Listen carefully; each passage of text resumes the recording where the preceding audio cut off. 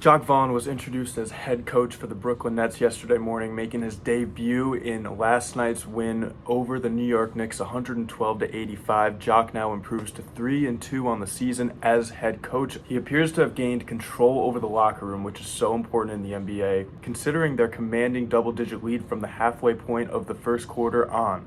Durant himself gave us his take on the newly elected Nets head coach. Here it is.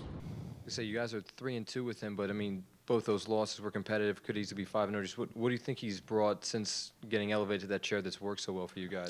Simplified a lot of stuff. I mean, that's usually what happens when you're losing games, and we start simplifying offense, defense, is making the things easier for all of us and putting us all in situations to succeed individually, which is going to help us as a collective. So we still got a long road ahead, and we just going to keep grinding and keeping our head down and keep working.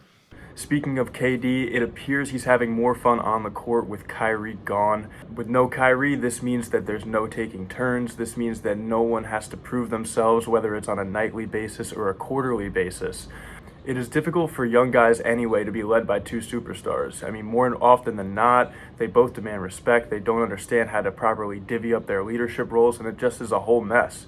So in last night's case, and potentially going forward, KD is the engine, Jacque Vaughn is the mechanic managing rotations and simplifying the offense.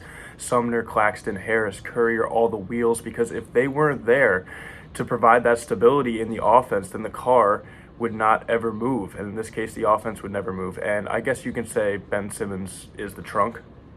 One thing to note here is Kevin Durant's effortless double-double, putting up 29, 12, and 12. I was shocked when I looked at the box score because it was just so easy for him. They weren't trying to force bad shots because they began with this large lead, and he also felt way more comfortable with his teammates because they were absolutely exploding. Rightfully so, considering 4 or 5 starters scored in double figures, and O'Neal, who racked up only 6 points, had a plus-minus of positive 44. The second most crucial part of the Nets offense was revealed last night as Steph Curry dropped 23 on 6 3-point field goals. I mean, I was there in the arena, and the minute he entered the game, the crowd was roaring. They missed him. They wanted him. He's that spark I think they're going to need for the rest of the season. Just building on him and KD, I think that this can be a really potent offense in this Eastern Conference if they can continue to keep this up. And here's what Jacque Vaughn had to say on KD's tremendous performance. Yeah, I think we really came out with the right mindset. That first group really got us and established like our wheel. We picked up full court, really tried to put an imprint on the game, and then guys just filtered in off the bench and had an impact.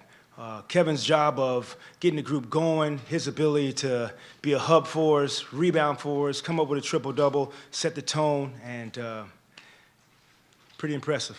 We'll see if JV, KD, and the Misfit Nets have what it takes to slay the Clippers over in Los Angeles to kick off their road trip out west on Sunday afternoon. But for now, from WFUV Sports, I'm Will Grant.